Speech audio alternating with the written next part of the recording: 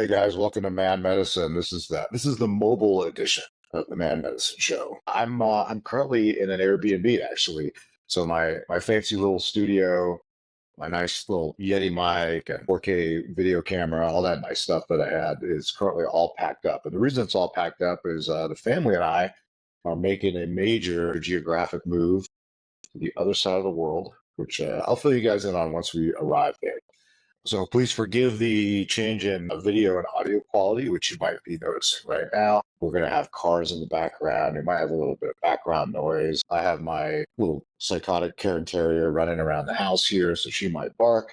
But you know what? That's cool. We're going to do this video anyway. As you probably know from some of my content, I have an interest in erythrocytosis and how to manage it, the arbitrary cutoffs that are commonly used in this TRT space that send men off to often unnecessary phlebotomies. An increasingly large part of my men's health practice is actually dealing with the fallout from that, which oftentimes is profound iron deficiency. So I don't agree with many of the current guidelines that are out there. They still remain though, and obviously we have to deal with them. They're on the books. So whenever an article like this comes around that looks at the role of clotting disorders or clotting in general as it relates to erythrocytosis, my ears perk up and I'm particularly interested in it. So I wanted to share this paper with you guys today. And it's actually hot off the presses, relatively speaking. So it's from June 2024, and it's from the journal Experimental Physiology. And the title is, as you see here, Are Coagulation Profiles in Andean highlanders with excessive erythrocytosis favoring hypercoagulability? Super interesting. There is a city in Peru or town called La Rinconada, and this is the highest permanent human settlement anywhere in the world. And it's just shy of 17,000 feet. And the last time I checked, there's at least 50,000 permanent residents there that live at near 17,000 feet day in and day out, year after year. Many of them have been there between 5, 10, or even 15 years because they're involved in the gold mining industry. There's a lot of gold apparently up in these Andean mountains, and so that has drawn people up there. It's apparently a pretty rough place. There is no running water. Electricity is kind of sparse, very little sanitation, and very little law enforcement. So it's a pretty rough place from what I can gather. But it's actually a super interesting place for physiologists that want to study the effects of chronic high altitude exposure on human physiology. And so physicians and physiologists that are interested, especially in both acute and chronic mountain sickness, they spend a lot of time up there studying the population. So what they did in this particular paper is they wanted to look at the coagulation profiles of people who had lived there, mostly men, for a long, long period of time, who had very high hematocrits chronically. And I'll show you some of these numbers here in a minute. They will blow your mind. And they wanted to get an idea of the clotting risk of these people's blood. And they were looking at this mainly as it relates to chronic mountain sickness, but there's some interesting findings on this that I think will also translate into the erythrocytosis that men get on testosterone therapy. Now, obviously, secondary erythrocytosis from high altitude, it's not exactly the same thing, clearly, as secondary erythrocytosis from testosterone therapy, for example, but there are a lot of overlaps here, and I think that there's some lessons from the study that we can take away that hopefully will relax you a little bit and take away some of the fear that you have. Quite frankly, fear that has probably been unnecessarily placed upon you by your provider, who doesn't understand the clotting cascade, who doesn't understand thrombosis, and quite frankly may not understand the ins and outs of testosterone therapy as well as they maybe should. So in this particular study, they looked at 45 men, they call them Highlanders, and who are residents of La Rinconada, Peru, for a minimum of 3 years. But many of them, like 15 of them, had been there for 17 to 20 years. So these were, they obviously had been there long enough. They weren't fresh arrivals. They'd been there long enough to adapt to the environment up there.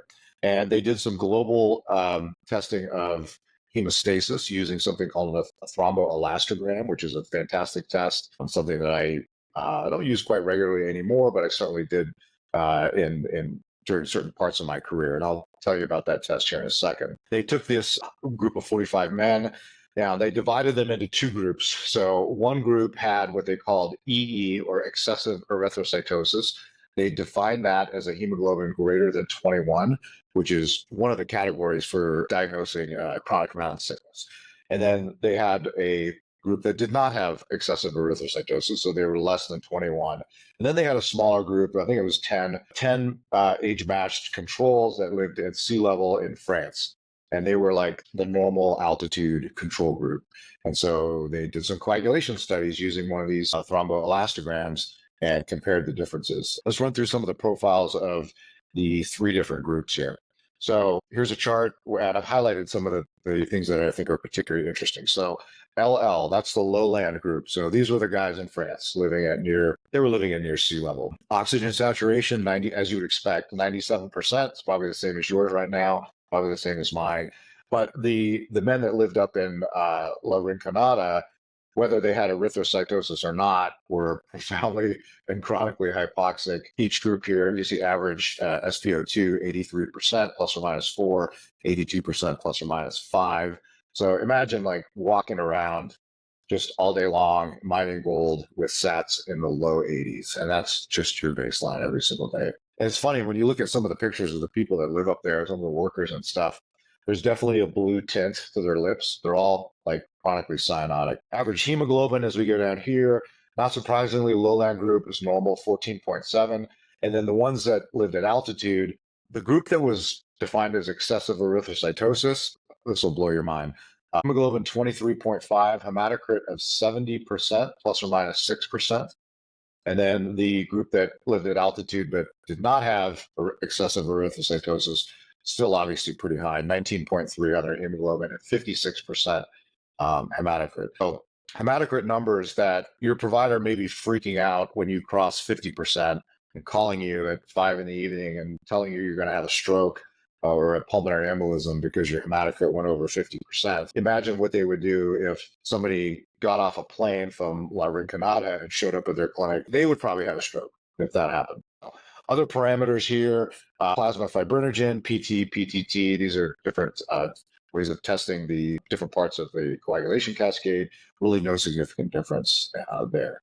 So let's get into this thromboelastometry, or it's called rotational thromboelastometry, or ROTEM. We used to just call them TEGs, thromboelastograms.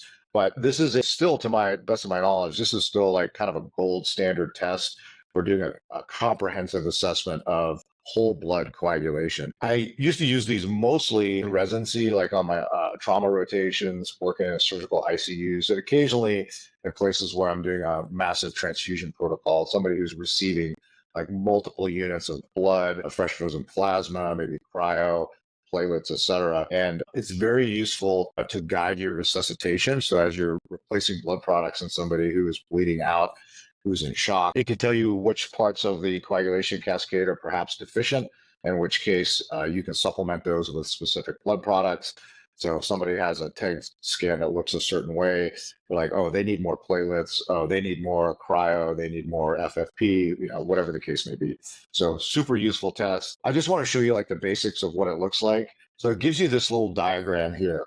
So what happens is you take a blood sample, you put it in a little container, and obviously if you let blood sit outside of the body, over time, it's going to coagulate. That's exactly what this test measures. So we take a sample of, usually we take a sample of whole blood, put it in a analyzer to let it sit there. And then there's a little device that rotates in there. And then as that blood starts to clot, it thickens, becomes more viscous, and there's resistance on the little analyzer as it moves around within the sample. And then it is translated into a diagram here, which gives you a ton of information once you know how to analyze it. So I'll run through just a few of the things here on this diagram. So you put the sample in at time 0. At first, nothing's happening. There's no clotting. The first sign of a clot formation is called the CT, clotting time. It's the time from adding the start reagent to the blood until the clot starts to form. So if you have a prolongation of the CT, of the clotting time, it indicates a coagulation deficiency, or perhaps like there's some heparin in the sample, that sort of thing. Now, the alpha angle is a very valuable piece of information. It's related to actually platelets. So it measures the rate of clot formation and strength. So if you have a very steep angle, you're going to have a very strong clot very quickly. MCF, maximum clot firmness. So that's when this little oval shape reaches the maximum diameter. That's maximum clot formation. From there, over time, clots, they form and then they break down. And so you can measure that as it continues out. As you can see, the angle starts to go down again. And so you get something called the lysis index, and then the point of maximal lysis, which is ML. That's not as important for what we're looking at. Depending on what you see here, the width of this little oval shape, the alpha angle, the clotting time, there's a lot that we can infer about what's going on with the patient and where they may or may not have issues in terms of blood clotting that will guide a resuscitation way beyond the scope of this talk. But that's the test that they use. And this is a comprehensive, if you really want one test to measure the coagulability of a whole blood sample, this is the way to do it. So that's what they did with these guys. So just to give you an example here, this is like 3 different thromboelastograms. And in the middle, this is physiologic, this is normal. If you are hypocoagulable, meaning you have difficulty forming a clot or it takes a long time to form a clot, it looks like this. So you have that long clotting time, and then your maximum clot firmness. See how it doesn't get very wide at all, and it kind of tapers down. And then the one at the bottom there, that's if you're hypercoagulable, like if you're more prone to make clots. That's what this looks like. So you can see maximum clot firmness. This is a pretty thick diagram here. The clot time, the CT, the little black line there, is very short, so you're going to clot right away. And then the steepness of that angle after the CT, that's the alpha angles. You have a steep alpha angle there, and that's, again, related to platelets. So by the way, the other erythrocytosis that's commonly confused with secondary erythrocytosis, which is primary, polycythemia vera, looks a bit more like the bottom one here. So you have a steep alpha angle, which, again, beyond the scope of this talk, but that tends to indicate platelet dysfunction, which is not present with testosterone-related erythrocytosis. So that's the middle one's normal. The one on top, the one on top is hypocoagulable. The one on the bottom is hypercoagulable. This is another really busy slide. The thing to focus on, again, is the maroon group. That's the group that we're interested in, right? That's the group with the hematocrit of 70% plus. So this is maximum clot firmness, which I showed you on the thromboelastogram.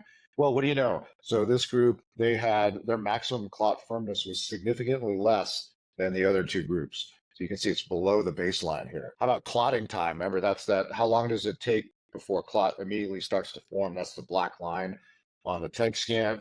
Well, lo and behold, this maroon group with a hematocrit of 70% plus, they had the longest clotting time. So it took a longer amount of time for them to form a clot than it did for the other 2 groups, either at sea level or the group that had a hematocrit of 56%. Now, what's interesting here, and I didn't mention earlier, what they did with these groups with erythrocytosis is they measured them here, as is, and then they actually diluted out the sample to get the hematocrit down to 40% to see if it would make a difference.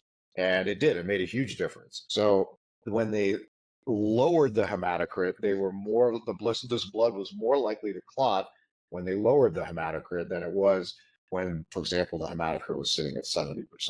And I know the writing is kind of small here. It's just the way the JPEGs worked out. So you have to take my word for it. As I mentioned earlier, polycythemia vera is a primary erythrocytosis, also associated with high hemoglobin and hematocrit levels. Patients with polycythemia vera do have increased clotting risk, but it's related to platelet dysfunction. So this is basically when we do thromboelastograms on polycythemia vera patients, they have this more hypercoagulable looking pattern that I was showing you guys earlier compared to the normal one. You can see the difference there.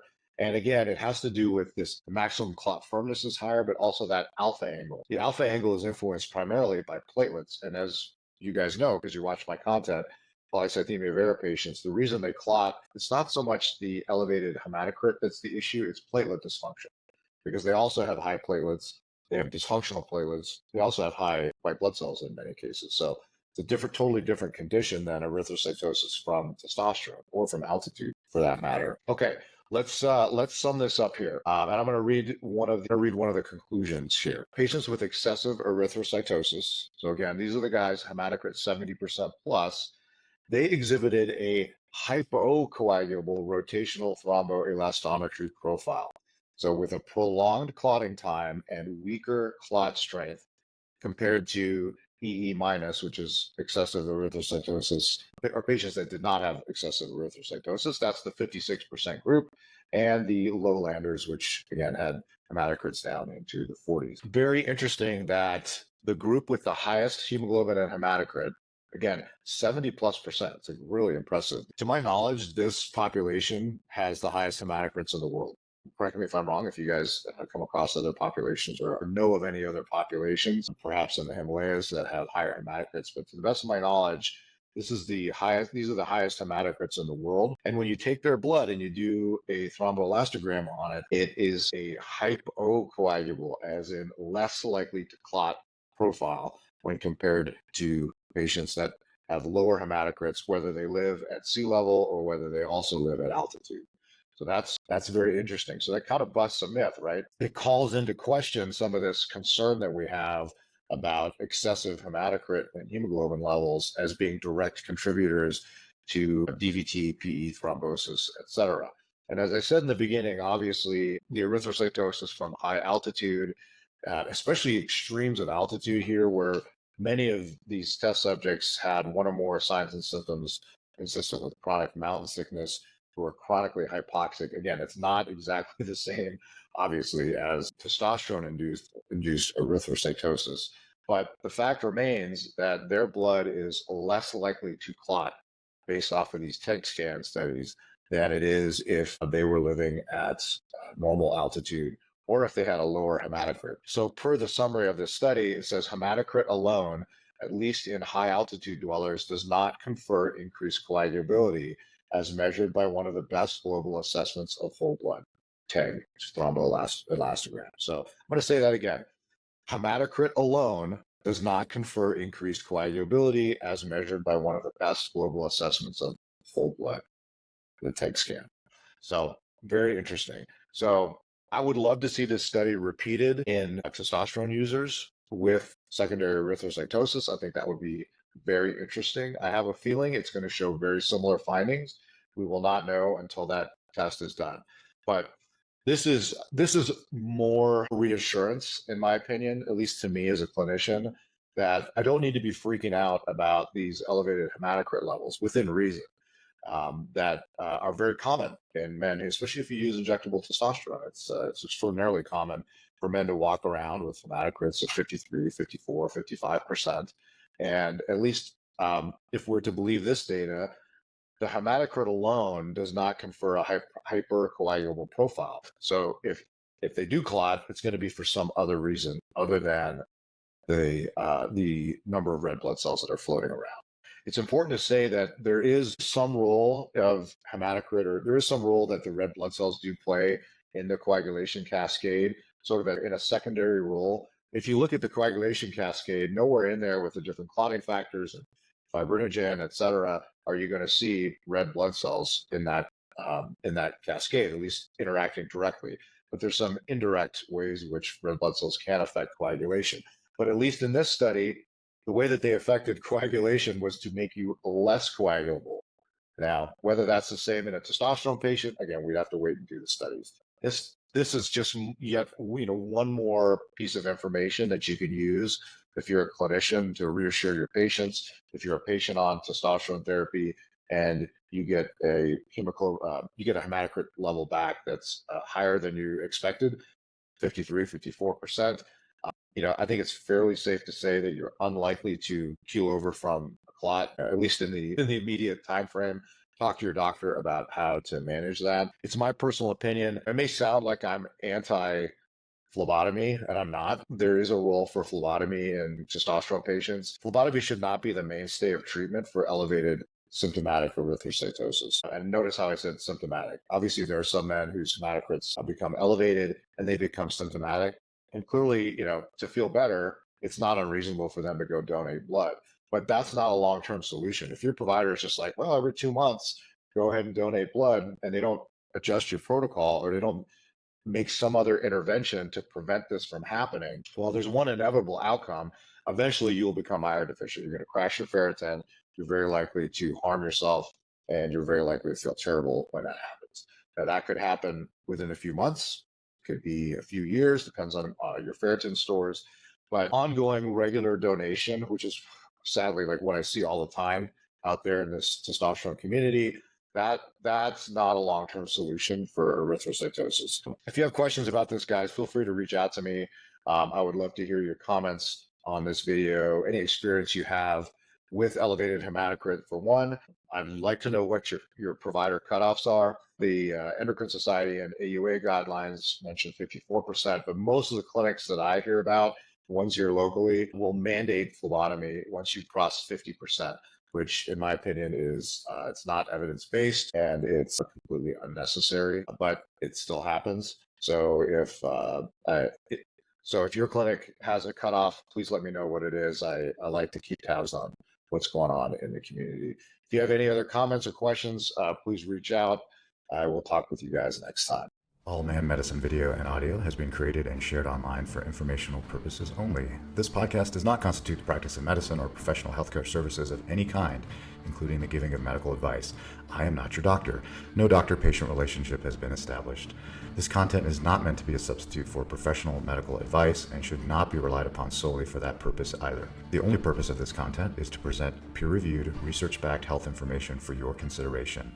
As always, rely on the advice and guidance of your personal physician before undertaking any activity presented here, and if in doubt or not comfortable with said activity, practice discretion. Your health is your responsibility and not ours. Finally, I take conflicts of interest seriously.